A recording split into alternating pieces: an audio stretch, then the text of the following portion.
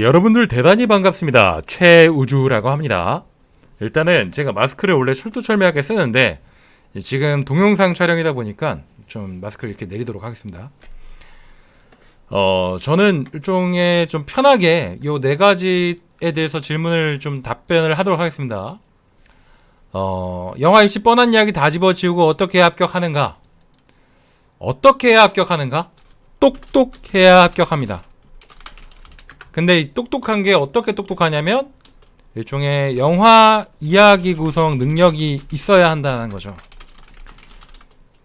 그러면 이 똑똑한 영화 이야기 구성 능력은 무엇인가? 뭐 하면은 어떻게 길러지냐라고 하는 게 더 정확하잖아요. 그러니까 이게 뭐 예술고등학교에 영화과를 다니거나 영상고에 다녀서 영화를 실제로 많이 실습할 수 있는 환경이면은 사실 길러지는 능력이에요. 근데 그게 안 되는 친구들, 일반계 고등학교 다니는 친구들은 간접 체험을 하거나 아니면은 아주 약하게라도 사진을 찍어보거나 영화를 찍어보는 그런 식의 연습을 통해서 사실 늘어집니다. 근데 최근에 영화과에서 질문 되게 많이 하는 게 영화 찍어본 적 있어잖아요. 근데 영화를 찍어봤냐라고 했을 때 영화를 찍어봤는데 그게 별로 의미가 없이 찍을 수도 있잖아요. 되게 그냥 그냥 대화를 나누는 정도. 근데 대화인데도 밥 먹었어? 밥 먹었어. 맛있었어? 맛있었어. 뭐 이 정도의 어떤 대화를 찍는 영화면은 아무런 의미 없어요. 어쩌면은 차라리 콘티를 그리거나 아니면 이야기를 써보는 게 훨씬 더 도움이 될 수 있어요. 그러니까 좋은 이야기를 체험하셔야 돼요. 그냥 영화를 찍는 것은 어쩌면 의미가 없어요. 글 쓰는 것보다 더 의미가 없을 수도 있어요. 어쨌든 근데 영화를 찍어봤냐는 질문에서 답변을 할 수 있게끔 뭔가 경험을 쌓는 건 굉장히 중요하다. 자, 어쨌든 그럼 도대체 이야기 구성 능력에서 어떻게 그 능력을 뛰어나게 키울 것이냐? 그거는 사실은 책밖에 없습니다. 책 중에서도 소설이나 만화, 뭐 웹툰 같은 경우도 괜찮습니다. 이런 식으로 어떤 이야기가 담겨 있는 책이어야 돼요. 그리고 그 수준 높은 이야기의 개연성과 상상력을 간접 체험하거나 직접 체험하면서 이건 체험도 되죠. 체험. 어떤 수기 같은 경우, 수필 이런 걸 통해서 여러분들의 논리력과 상상력을 키워야 됩니다. 근데 논리력은 이런 식으로 간접 체험으로 많이 커지고 상상력도 사실 이건 간접 체험으로 많이 커지는데 사실 무엇보다 중요한 건 이 상상력에서 지식에서 오는 상상력이에요. 그러니까 이 지식도 그냥 지식이 아니라 남들과 조금 다른 지식에서 오는 상상력이에요. 그러니까 이 원리가 뭐냐면 저는 이제 7살 조카가 있는데 그 7살 조카 같은 경우는 처음에 막 전자레인지를 보고 되게 좋아했어요. 전자레인지를 보고 따뜻한 음식이 만들어지니까 그걸 되게 좋아했는데 나중에는 그 어떤 차가운 음식들을 책상 서랍 같은 데 넣어놓는 거예요. 그러면 이제 전자레인지라고 하면서 막 그 버튼을 돌리는 신용을 합니다. 그러면서 이걸 따뜻하게 만들 거야 이렇게 얘기를 합니다. 근데 이거는 얘가 지식이 없으면은 상상할 수가 없는 거예요. 전자레인지라는 지식이 있었기 때문에 책상에다가 음식을 넣어놓는 그런 말도 안 되는 행동을 하는 거죠. 그걸 귀엽게 볼 수도 있고 아니 이 자식이 라고 생각할 수도 있고 어쨌든 그 상상력이 독특한 이야기를 만들어내요. 근데 19살 기준에서 고3 19살 기준에서 남들과 조금 다른 상상력이 필요하다면 남들과 조금 다른 지식이 필요한 거예요. 근데 그거를 채워야지만 똑똑해질 수 있어요. 그리고 합격을 하는 겁니다. 근데 뭐 이거를 누가 어떻게 해줘야 되냐 사실은 잘 모르는 여러분들보다 똑똑하지 않은 선생이라면 여러분들보다 아는 게 많더라고 하더라도 어떤 남들과 조금 다른 지식이 없다면은 사실 이것은 여러분들한테 도움이 별로 안 돼요. 그래서 가장 도움이 많이 되는 거는 당연히 이런 뉴스나 아니면은 이제 그 새로운 영화나 새로운 소설, 새로운 만화, 새로운 어떤 웹툰 이런 어떤 새로운 체험 이런 것들이 여러분들한테 새로운 남들과 조금 다른 지식의 상상력을 늘려줄 수 있습니다. 자, 어쨌든 이런 것들을 채워주는 곳에서 여러분들 수업을 받아야겠죠. 뭐 그곳이 저희가 아닐 수도 있습니다. 다른 곳일 수도 있고 어쩌면 나쁜 선생을 만나는 거는 혼자 공부하는 것보다 더 안 좋다는 얘기를 제가 정말 많이 했어요. 과거의 칼럼에서도. 자, 아무튼 요게 이제 똑똑해야 합격한다는 거고. 자, 이게 뻔한 이야기 다 집어치우고 어떻게 합격하냐라는 예시였어요. 그 예시를 좀 설명해 주실래요? 그 예시를 그냥 아주 간단하게 이야기하면 예전에 합격한 친구들 그리지만 예를 들면은 휠체어를 탄 어떤 그 장애 분들이 계시잖아요. 장애가 있으신 분들. 근데 휠체어가 아니라 어떤 의족을 갖고 걸어 다니시는 분들의 이야기라던가 이렇게 되면은 남들과 조금 다른 지식이 되는데 그 의족도 우리가 기존에 알고 있는 의족이 아니라 물론 최근에는 이제 많이 알려졌지만 이제 단거리 달리기에서 쓰는 어떤 탄소 섬유로 되어 있는 어떤 의족이라던가 이런 식의 이게 상상력이 남들과 조금 다른 지식에서 오는 상상력이 이야기를 흥미롭게 만들어냅니다. 근데 제가 지금 얘기를 한 순간 이 영상을 누군가 보는 순간 조회수가 올라가게 되고 이 이야기는 굉장히 뻔한 이야기가 되기 때문에 떨어지게 됩니다. 여러분들의 새로운 지식들을 찾아서 새로운 상상력으로 채워나가셔야 돼요. 자, 두 번째, 뻔한 이야기 자체를 모르는 영화 입시에 대한 쉬운 설명. 이 영화 입시는 제가 2015년부터 이제 영화 학생들을 가르쳤고 저는 2006년도에 중앙대 영화과 입학을 했는데 너무 안타깝게도 중앙대 영화과가 정말 나쁜 학교잖아요. 수시에서 1차로 내신을 커트하는 학교이기 때문에 일종의 좀 야비한 학교인데 좀 아쉽게도 중앙대 영화과가 가장 오래됐어요. 우리나라에서 가장 오래돼서 1959년부터 이제 영화과가 있었는데 그러다 보니까 이 영화과 실기가 이 중앙대 영화과가 처음에 구성했던 영화 분석과 이야기 구성 시험이라는 거에서 그렇게 벗어나지가 않아요. 그러니까 예를 들면은 영화 분석문은 한예종 8월 입시랑 8월 입시 영상 특기자랑 중앙대 시험하고 명지대 정시 시험 정도밖에 없잖아요 라고 물어볼 수 있잖아요. 근데 영화 분석이 아니라 면접 같은 걸 여러분들 보잖아요. 그럼 좋아하는 영화가 뭐야? 싫어하는 영화는 뭐야? 그리고 어떤 영화 감독을 좋아해? 이런 것들이 사실 영화 분석에 해당돼요. 그 영화를 어떻게 봤어? 그 영화를 어떻게 해석했어? 그 영화가 너는 뭔 것 같아? 뭐 이렇게 막 물어보는 거. 좀 촌스러운 질문이지만 그 영화 주제가 뭐야? 이런 것들이 다 영화 분석이 될 수 있습니다. 그래서 대부분의 영화과 그 학원들 혹은 영화 입시를 가르치는 사람들 중에서 이 영화 분석하고 이야기 구성을 둘 다 이렇게 구성을 하는 겁니다. 근데 여기서도 좀 아까 전 제가 말한 것처럼 영화 분석 실제로 시험 보는 대학들은 없어서 착각을 하는 거죠. 이거는 공부를 안 해도 되지 않나? 사실은 이것도 뻔하게 계속 배우면 사실은 별로 도움이 안 돼요. 좀 다른 시야에서 해석을 해주는 선생님들이 필요합니다. 근데 제가 말했지만 가장 좋은 선생님은 누굴까요? 선생님 저요? 아닙니다. 봉준호 감독님, 이창동 감독. 님자를 빼야겠네. 봉준호 감독, 이창동, 그리고 이제 박찬욱, 뭐 등등등등등. 자, 여러분들이 이런 어떤 한국 영화 감독들과 그리고 지금 김태형 감독이나 이제 가족의 탄생 김태형 감독, 그리고 이제 장준환 감독이나 뭐 굉장히 훌륭한 감독님 이경미 감독님, 그리고 임순례 감독님 이렇게 있지 않습니까? 그런 감독님들의 영화들과 인터뷰들을 보는 것이 훨씬 더 도움이 됩니다. 해외 감독들도 많죠. 여러분들이 이 감독이 합격한다는데요? 뭐 이러면서 이제 여러분들 배우시는 감독들이 있지 않습니까? 제가 지금 말하기 좀 민망하네. 이렇게 말하는 순간. 그럼 이 말 취소하고 그냥 여러분들이 많이 좋아하시는 감독들 제가 잠깐만 얘기하면 드니 빌레브, 그리고 그 폴 토마스 앤더슨, 그리고 갑자기 또 기억이 막상 안 나는데 제가 얘기하려고 했던 감독이 순간적으로 까먹었어요. 아무튼 그런 어떤 감독들의 인터뷰와 영화들을 이제 보시면은 좋을 것 같다. 네, 뭐 웨스 앤더슨이나 고레다 히로카즈 등등등.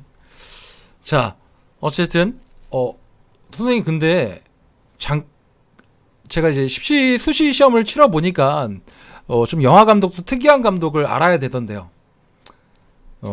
그것도 어느 정도 이제 학원에서 뭐 셋업을 해주는 게 있죠. 갑자기 막 굉장히 오래전 감독인 뭐 안토니오니나 뭐 멜빌이나 뭐 이런 감독들이 튀어나오기도 하는데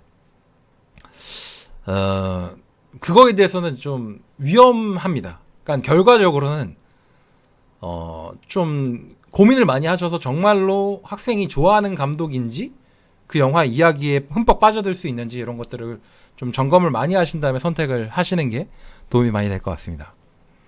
자, 아무튼 그 세 번째 영화 입시 기출 문제 성향은 지금 보면은 뭐 세종대 단국대 같은 경우는 180분 이야기 구성을 보고 국민대 같은 경우 90분 이야기 구성, 뭐 중앙대는 100분, 그리고 이제 뭐 동국대는 80분 뭐 이렇게 시험을 보는데 제가 여러분들한테 이런 것들을 뭐라고 말을 해야 될지 잘 모르겠는데 과거에는 시나리오 형식, 그러니까 영화가 되기 전에 시나리오 단계 그걸 이해하는 거, 이미지에 대한 어떤 구성 능력, 그러니까 비주얼을 만들어내는 능력 이런 것들을 많이 체크를 했는데 최근에는 뭐 개연성도 개연성이지만 무엇보다 더 중요한 것은 공감 능력인 것 같아요.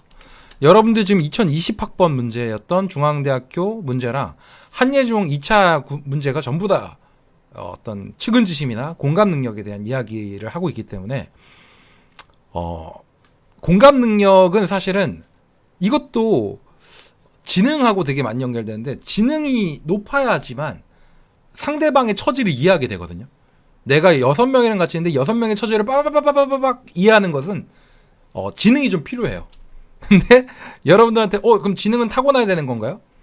이것도 훈련하면 늡니다. 제가 아까 전에 말했던 상상력이 지식하고 오는 거랑 똑같이 상대방을 이해하는 어떤 그런 영화들이나 소설이나 우리 사회에서 갈등들 어떻게 뭐 이루어져 있고 그것을 해체해 나가면 좀 사실은 능력이 좀 키워집니다. 물론 과거에 이제 공부를 안 한 친구들 같은 경우는 좀 뭐 아주 간단한 뭐 상식적에서 정치적인 상식이나 역사적인 상식이 부족한 친구는 이 능력이 좀 떨어질 수도 있어요. 그런데 최대한 이런 것들을 도와주면은 조금 늘긴 합니다.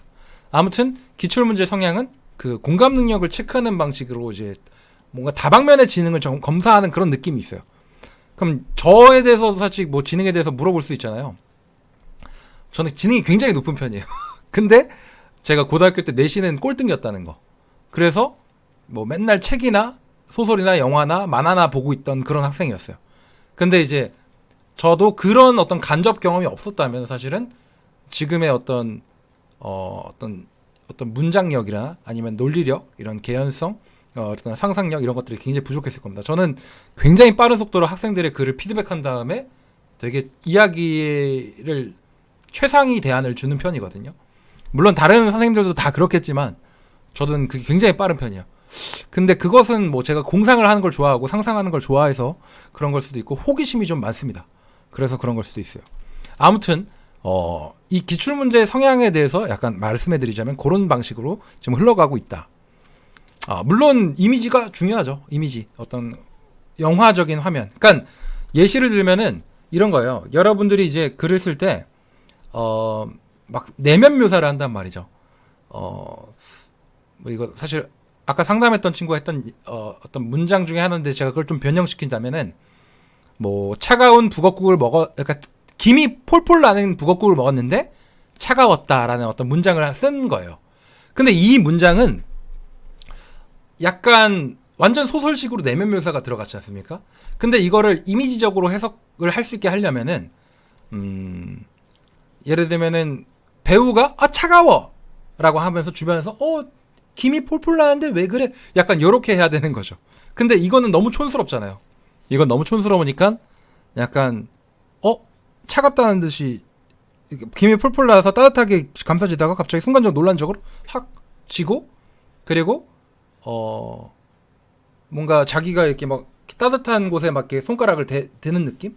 그럼 왜 그래? 이러면은 차가워 라고 말할 수도 있고 이상해 라고 말할 수도 있고, 그러면 조금 더 그 아까 전보다는 좀 촌스럽지 않게 설명한 거고, 아니면은 그릇을 약간 밀어내면서 차갑다는 듯이 뭔가 내 감각이 뭔가 잘못됐나? 라고 하면서 이렇게 짚어보는 어떤 그런 모습들, 이런 것들이 굉장히 이미지적인 어떤 표현인 거죠. 좀 어려운데? 제가 지금 대안을 좀 빨리 준 건가요, 이게? 네. 어쨌든 제가 말하는 것은 이런 이미지적인 글이 되게 중요했었습니다만 공감 능력이 좀 더 중요한 식으로 갔다. 자, 이제 네 번째 영화 입시 일정 수시 정시 변수는 무슨 말이냐면, 여러분들이 이제 뭐 4년제 대학을 수시에는 6개 쓸 수 있고, 자, 수시 4년제 6개, 그리고 뭐 전문대 무제한, 그리고 정시에서는 4년제 3개 대학, 가나다군 가나다, 가군, 다군, 나군, 다군 이렇게 아시죠? 그리고 전문대, 무제한, 그리고 한예종 같은 특수국립대학교, 한예종 영상은 영화과 이런 것들은 다 아세요. 뭐 방영과도 있지만. 자, 아무튼 요거는 있는데 이게 날짜가 겹칠 거라고 생각을 잘 못하세요. 근데 수시도 10월 달에 뭐 시험에 몰리면은 뭐 세종대랑 인하대랑 겹치는 경우도 있고 뭐 국민대랑 다른 대학들이 뭐 동국대라던가 이렇게 겹치는 경우도 있어서 지금 뭐 단국대학교 2차랑 뭐 중앙대 시험이 겹친다거나 이런 식으로 여러분들이 좀 주의를 좀 하셔야 됩니다. 그래서 그런 것들도 전략을 세우셔야 되고 전문대 서울예술대학교는 거의 대부분 겹쳐요. 그래서 전략이 좀 필요하다. 입시 날짜에 대한 어떤 계획 같은 게 세워져야 된다. 그래서 이런 것들도 참고를 하시라고 제가 얘기를 합니다. 이렇게 제가 여러분들이 가장 궁금해하시는 부분들만 좀 짧게 설명을 드렸고요. 제가 그 이번에 정시 뭐 설명을 더 해야 될 것 같긴 한데 정시는 블로그에도 정리가 제가 다 해놨어요. 블로그랑 카페랑 다 정리해놨는데 수능 성적이 필요한 대학이 알려져 있는 게 지금 실기대학이 가군의 세종, 뭐 나군의 숭실, 명지, 그 추계대, 다군의 인하 서경대 뭐 이렇게 있는데 그 나머지 대학들 뭐 다군의 수원대학교, 나군의 또 다른 대학이 제가 기억이 잘 안 나고 가군에는 뭐 성결대학교 이렇게 있는데 뭐 다군의 대진대학교도 있군요. 가군의 중부대도 있고. 근데 그 성적이 사실은 그렇게 생각보다 또 중요하지 않게 됩니다. 그러니까 여러분들을 악의 구렁텅이에 빠뜨려가지고 다 불합격시키려고 하는 게 아니라 이거는 제가 공개를 할 수 있는 데이터들이 이제 있기 때문에 그건 여러분들이 이제 뭐 공개가 안 돼 있을 거야. 공개 안 되는데 제가 최대한 공개할 수 있는 데이터를 이제 뭐 3에서 5등급이다. 뭐 이런 것들을 이제 얘가 써놨기 때문에 그것을 참고하시면 좋을 것 같습니다.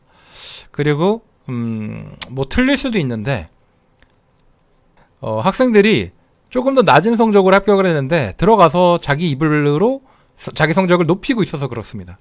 근데 이제 제가 갖고 있는 데이터들이 다는 아니지만 전 주변에 이제 예술고등학교 영화과 선생님들과 또 제 주변에 이제 영화 입시를 하는 친구들과 이렇게 좀 데이터를 좀 어느 정도 맞춰본 거기 때문에 여러분들한테 꿈과 희망만 주는 거 아니고 그냥 좀 희망을 좀 드리는 겁니다. 근데 물론 저는 이제 제가 가르치는 학생들이 우선이긴 하지만 영화 입시를 준비하는 분들이 요 내용들을 가지고 참고하셔서 도움을 얻으시길 바라겠습니다. 아무튼 여기까지 하겠습니다. 여러분들 감사합니다.